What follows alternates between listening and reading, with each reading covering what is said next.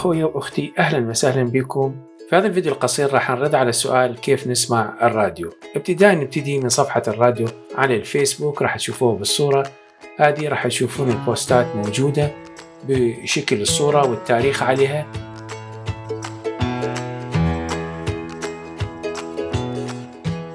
وهاي البوستات ممكن انك تسوي عليها لايك، لكن اللايك او الاعجاب في هذا الموضوع ما راح تقدر تسمع الراديو إلا إذا أنت ضغطت على الصورة في أي مكان في الصورة، مثل ما هذا المثال قدامنا، تضغط عليها راح تاخذك على الصفحة اللي موجود بها الصوت حتى تقدر تسمع.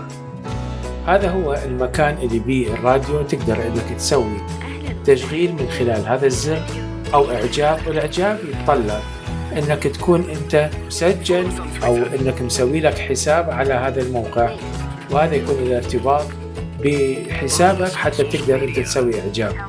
وأيضا تقدر أنك تعلق في هذا المكان أي تعليق، أي صلاة، مثل ما تشوفون نقدر نعلق بكل سهولة، نكتب أي شيء نريده تشجيع للراديو.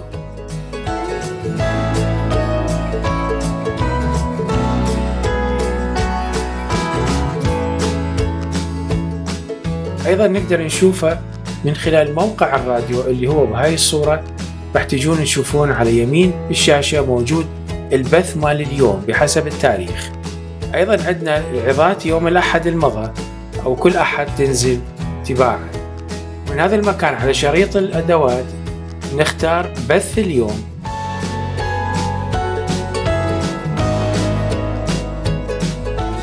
راح ياخذنا على صفحة موجود بها البث اليوم والبث القديم بهذا التاريخ اللي موجود قدامنا، وتقدر انك تصفحها او انك تسمع يا اما من التواريخ حتى يستمر حلقة بعد حلقة، او انك تخليها مال اليوم تسمعها من هذا المكان. هذا هو المكان اللي نبث به الراديو، تقدر تسمعها وتتغير يوميا مجرد انك تسوي تنشيط للصفحة. وربي يبارك الجميع، آمين.